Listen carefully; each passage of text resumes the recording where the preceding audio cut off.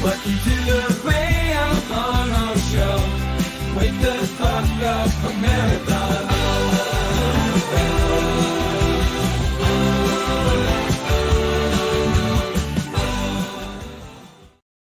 Good morning, good afternoon, good evening, everybody out in social media land, TV land. And we're back for part 3 of our interview with Mr. John Graden. Of course, I say he's a martial arts icon because of everything that he's done within the martial arts industry. He enabled me to meet with some of the top martial artists in the country so I can train with them, develop my skills to be a better teacher, and develop my students' skills to be better martial artists themselves. So, without further ado, I'd like to go right into our interview, part 3, with Mr. Graden. He wrote a book called The Blood and Guts Dojo. So, when I started training, I was probably at the tail end of the Blood and Guts era, where, back in the 60s and 70s, people would bring their kids in and say, I want my son to be tough. I don't care what you do, you got to beat him up, do what you got to do. Now, parents bring their kids, I want my son to be tough, or my daughter, just don't hurt them. So, I was right at the transition of before safety chops, before foam sparring equipment came out. I think June Reed started the safety chop, and then Fred Wren started Protect and started making the gloves, shin guards, boots, and everything. So, back before the blood and guts era was no headgear, no, just a piece of tape around the knuckles. So I was on the end of no headgears and no protection to now it's mandatory at all karate tournaments that you wear headgear, shin guards, cups, mouthpieces, body shields, face shields. It's to me gotten ridiculous, It but is, yes. but is that the crux of the blood and guts for your book, or No, but the era is similar because Walt Bone came out of the Junior Allenstein Texas Taekwondo, which was so popular, and Mike Anderson was all part of that, and that's a whole different story. I've got books coming out related to that stuff, but this book is my memoir. It is, as I described earlier, I was in many ways the original Karate Kid, wax on, wax off, because I had to clean the school for my lessons, and I did it in such a way that I embraced it, and we're talking about it 5 decades later. Yeah. So that's really fascinating, at least to me and my ego. But my karate instructors, particularly Walt Bone, was the biggest influence in my life. So I trained and I did everything he said. He said, don't eat white sugar, stay away from white flour, stay in good shape, train hard. I embraced that immediately. But then when I earned my black belt, I was invited to the prestigious black belt workouts on Friday night at the school. So we would train 7 to 8 in the karate school. So just black belts only black belts. But he went from teaching me front rolls and back rolls to how to roll a joint and how to turn anything into a party. So that we would go to a movie like The Shining. I distinctly recall going to see The Shining with Walt Bone and sitting in the parking lot smoking a pot joint and drinking beer before we go into the theater. I was 18, 19 years old. He was 32, 33 years old. It was a very bad influence. It went from being the best influence of my life to being the worst influence of my life. And those stories are all in the Blood and Guts memoir book, Blood and Guts Dojo book. right? That the website you can find that is gradenbook.com. It's an easy read. People say it reads like an action film, which I appreciate. That's great. And I have a volume 2 coming, but it talks about when this is some inside scoop here, gang. Pay close attention. We used to every weekend go to either volleyball tournaments, beach volleyball tournaments, which Bone was really into, which I and my brothers all loved as well, or a karate tournament. Right. And we would get into his van, a black van, and he would drive across the state and do either one of the two. So that was fun. But then on the weekends, he wasn't around so much. And in fact, even on my black belt test, Walt Bone wasn't there. He was off somewhere. And then on December 16th, 1982, I get a phone call from one of my best friends, one of the black belts at school. He's dead. What do you mean he's dead? Who's dead? Mr. Bone, he's dead. What do you mean? He died in a plane crash yesterday. The weekends that he wasn't at the school, he wasn't in town, he was flying down to Colombia to fill a plane up with pot and smuggle it back into the States and making tremendous money doing that. I had no idea. I know he was dealing pot. He taught me how to sell it to my friends. And here was the line. Hi, Mr. Bone, do you have any safety gear? Oh, yeah, come by. That was the line on the phone that I would call on Friday night after work. But Mike Anderson was there when the plane crashed in Texas because he was his partner. Wow. And the plane crashed. And one of the things Bone would do, Mike told me this, was he wanted to squeeze so much money out of the deal that he put a bail on his lap. And when the plane crashed, he burned completely. They could not even ID him from the dental records. And I have, out of the blue, one of the black belts from those days sent me I think NSTP, whatever it is, the National Transportation Board that investigates crashes, all the legal papers and descriptions. And there was a guy out deer hunting that saw the plane go down. And I've never been affected by death as much in my life. It was devastating for all of us. There was even a time when we thought, well, maybe it's like Elvis. He's just faking it, wishful thinking. But for years, there was a certain time of night he would walk in the door at the karate school and wave when he arrived. And for years at 6:05, I would look at that door and it never opened. It was devastating. And there's a lot more to those kind of stories that are going to be in my follow-up book to the Blood and Guts, including Mike Anderson, who is a genius, nearly 160 IQ, speaks new languages within 30 days, completely dialect-free. He was hired by the CIA to become an agent during the Cold War to go into East Germany and extricate people, scientists that had a lot to offer to the United States who wanted out. So in one case, he went in to get the scientist, got him out. He could speak fluent German. In any area, he could affect the accent and make it sound like he was from there. And he would go in also and sell blue jeans and Levi's and cigarettes and things. And then he'd come back out. But the last scientist that really he got out, missed his wife so bad that he wanted them to go get his wife or he wouldn't cooperate. So Mike was hired by the CIA to go into East Germany in 1960 during the Cold War to get this woman out. And she was terrified. She was so scared. They had all the papers showing that she was an American. And she knew she couldn't speak a word of English. She was terrified, crying. And he met her in the park.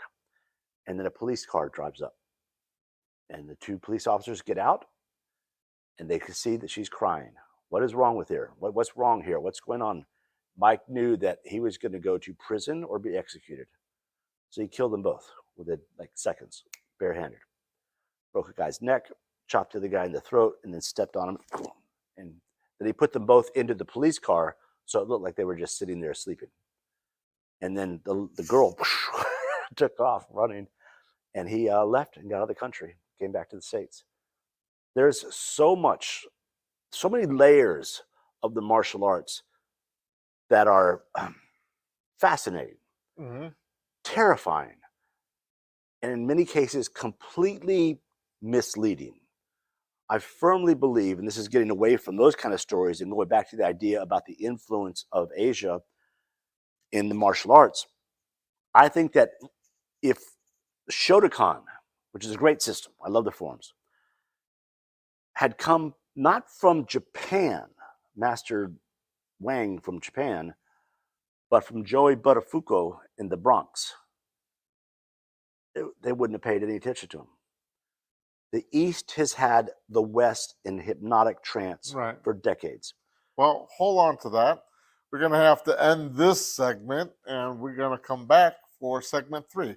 Are you guys on the edge of your seat? Do you want to listen to more stories?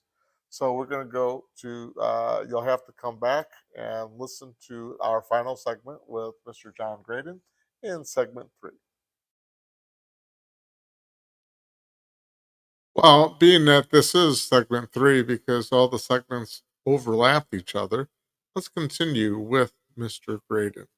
But before we do that, again, if you're interested in uh, emailing me, giving me your comments of what you thought of these segments, go to info@therayamanat.show.com. Email me. I'd love to know your thoughts. And if you'd like to see more interviews like this.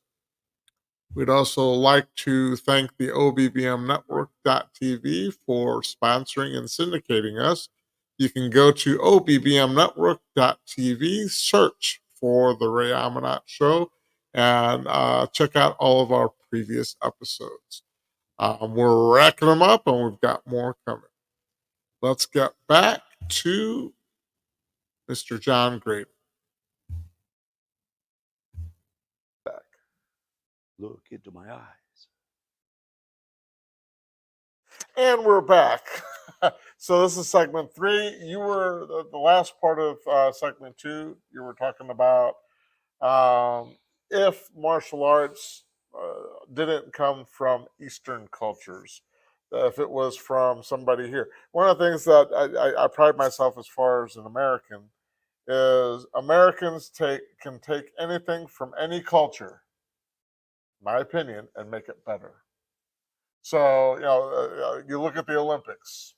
It's always us against Russia or us against China in gymnastics or other sports. But Now America is breakdancing. yeah. Let's not bring up that breakdancing from what was from Australia, the lady No, from that's Australia. Oh my funny. gosh! But yes, America can learn from any culture and make it better. And I think I don't speak Korean. I don't speak Japanese. I've taken Japanese martial arts, Filipino martial arts, Korean, Chinese. I don't speak the languages. I speak English, and I try to take my system, what I teach, and I've Americanized it. I don't. I used to use Sudamaki, knife hand block, Kwansu, Kiwan, all the Korean terminologies, and to me it was confusing students. So I just focus on the American terminology when I teach my classes. So elaborate a little bit more on your thought process for how you said Eastern cultures kind of there's always I know the demak, the death touch. I go, well, can you show it to me? No, if I show you, I kill you. Well, how do you practice it? You can't practice it, so how do you know it works? And if it works, then why aren't people doing it in MMA and all these other fighting clubs that come up? And yes, there is the mysticism of me doing something to you, and you're going to get some kind of a reaction that we call bullshito. But let me hear your take on it. I have over 100 hours of professional hypnosis training and NLP. NLP is neuro Linguistic programming. That's how Tony Robbins got his start. The key to going into trance is there has to be a trust of a central figure. So the person that is putting you into trance, typically it's a pattern. It's a presentation. You feel yourself relaxing, as you feel your shoulders going back. It's called suggesting. You're suggesting how you feel. If you don't trust the person, that's very hard to follow. But if you do, it's very easy to follow. So taking that analogy, well, I'll expand on that just a second. Have you ever been to a film that terrified you, but you know that actor, you've seen him in 16 other films, and it's just flashing lights on a screen, but you're emotionally driven. You're Right. emotionally affected, not intellectually, because hypnosis, and that's hypnosis, bypasses the intellectual mind and goes right to the emotion. That's why it's so powerful. So that's why I cry at a lot of movies. Bingo. And that is absolutely my next point. I love Broadway. I love Broadway movies. West Side Story is one of my all-time favorites. Any chance I get, I take my wife up to Broadway. We've seen The Phantom there and Jesus Christ Superstar, and I just love that stuff because there's an emotional story behind it. It's Right. powerful. It's not just singing a song and hey, rock and roll. I mean, I like some of that stuff too. But that emotional thing is very important. So now you are expecting and accepting that this guy knows the martial arts, this Eastern culture. So he is well versed in Japanese martial arts or Chinese kung fu or whatever it is. So we're going to put on this outfit and then we're going to bow and we're going to follow these movements in LP, physical trance state. Kata is an NLP, physical trance state. And the instructor, not on purpose, but with the goal of. In other words, he or she firmly believes what they are saying is true. That's the good part. It's not done from a place of deception. But they're so flawed in it that they're ignoring the reality. Pressure test. What, so I You got a pressure test. My first class as a white belt, Mr. Bone said, the quickest way from point A to point B is a straight line punch. You never want to pull the punch back out and throw it, because why would you want to go all the way around the moon when you could go right to him? And I just thought, wow, that's ingenious. Because John Wayne always pulled his hand back. Clint Eastwood always pulled. Batman even did. What I discovered years later was that in film, Theater. they can't see that. They can see that. So that's the why punches, Bruce Lee had. Oh, really? Yeah, he was. Yeah. So if that was for that, but if you look at street fights on YouTube, which I do all the time, I subscribe to these channels. It's always a haymaker. Very rarely is it a straight punch. Right. Very rarely does it go to the ground. Very rarely do you see somebody get kicked in the groin. I think I've seen that once in thousands of videos. But so I was there in class, 14 years old. The age is kind of relevant, but that's where I was at. The straight punch. And then we started to do blocks. This is called downward block. This is a defense against somebody kicking you in the groin. Here's the first thing you're going to do. First, cross your arms. Fold your arms across. And then you're going to step forward, and then you're going to block and pull your hand back to your hip. Now, this is ready, and this is the block. And you want to block with power. You want to break his leg with that block. Oh, man. This is inside stuff. This is secret, real martial arts. I'm going to break his leg with this block. Wow, what's next? Next is rising block. And then the forearm block. And then reverse advance. Chop him and then punch him. But don't turn your hip. And then in time, as I discovered in our previous conversation. I hope you guys are all paying attention. All of my former students. It's a hypnotic trance. That's exactly what it is. And because who on earth would teach that the best way to throw a punch is to pull your hand back to the hip, leave it in the air, and put your chin up for a good form? Show your pride. As opposed to somebody like Mike Tyson, But you're who is punching chin down, and the target's constantly moving, very hard to hit. The punches come right back. This is the most neglected move in all martial arts. Ready? Bring it That. back. Yeah. That. And you watch, how embarrassing is this? Taekwondo and not the Paris Olympics, but the previous Olympics, I think it was in Japan, the gold medal match. The winner won because he blocked with his face and got knocked out because the other guy didn't show control. How embarrassing is that? They call this self-defense. You call this a fighting art? It's two men dancing around, and they don't punch each other. No. I mean, if they Olympic style taekwondo is, and I've fought in it. I've wore the hogu or the vest, and I've punched so hard that I knocked the guy back, but they still don't give you points for punches. It has to be a kick. It has to move the person. in the competition, if those are the rules, that's fine. Right. But if you get knocked out and win, that doesn't look good on the worldwide stage. There's a difference between sport karate and what I would call street karate or self-defense. Is rules. There are no rules when your life matters. When you're doing MMA or boxing, kickboxing, or even point fighting, whatever else, you have rules, you have a referee, and you have a medic in case you need one. In real life, you don't have any of those. So you have to ask yourself, what type of training do you want? Do you want to train to win a trophy, a belt, or do you want to train to go back home to your family? And when I interview people and ask them what type of training you're looking for, if they want the trophies or the belts or the whatever else, then I'll refer them to other people that do that, because that's not my passion of what I want to teach. I can still teach that, but that's not what I want to do. If you want to train to survive, if you want to train to go back home to your family because you're a police officer, you're a soldier, you're a security guard, or you're just working in a neighborhood that is known for high crime, then I'll teach you. Well, I think there's a middle ground.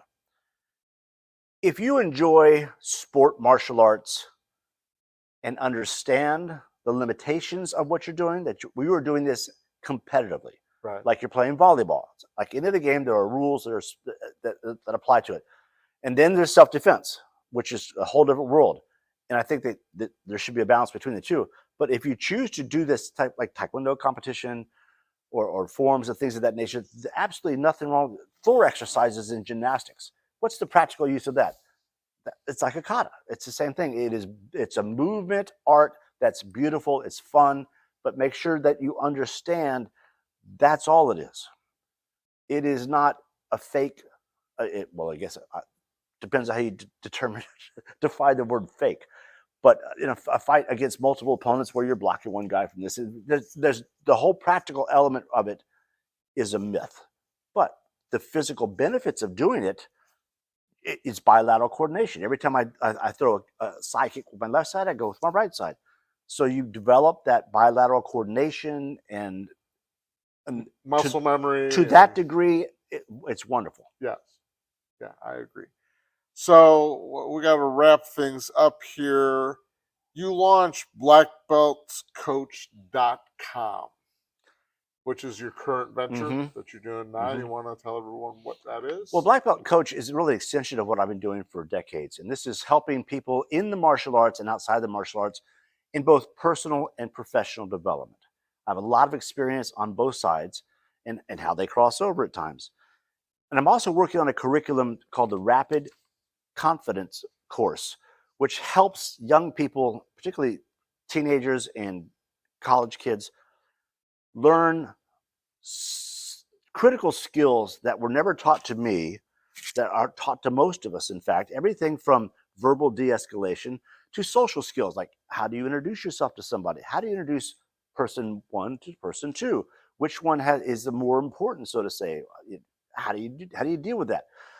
How do you respond to somebody who says something really nasty about you and gets in your face? And so there's a lot of skills like the white belt, gold belt, green belt, all the way through the ranks that most of us are white belts at.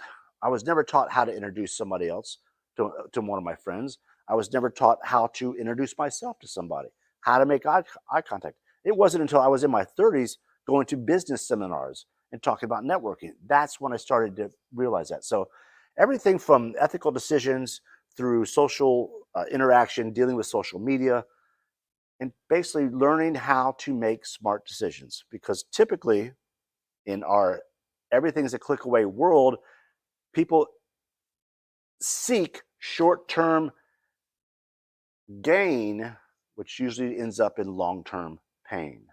And what I'm teaching in this I course see what you did there. is is to take that short-term pain of maybe not responding to the verbal attack or not doing the impulsive thing, avoid the short-term pain in order to have long-term gain. And that's really the key to self-discipline.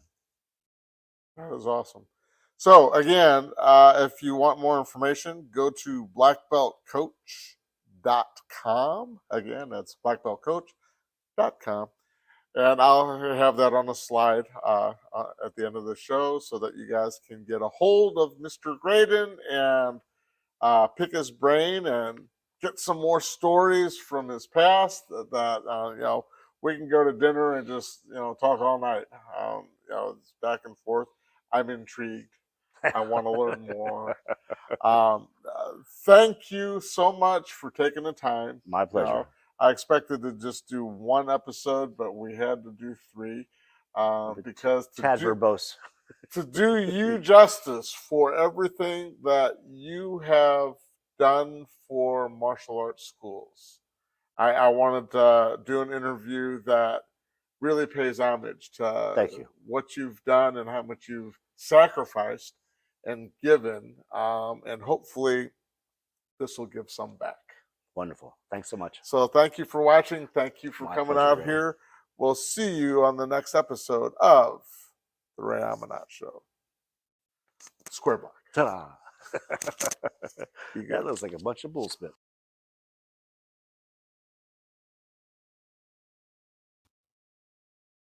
And we're back.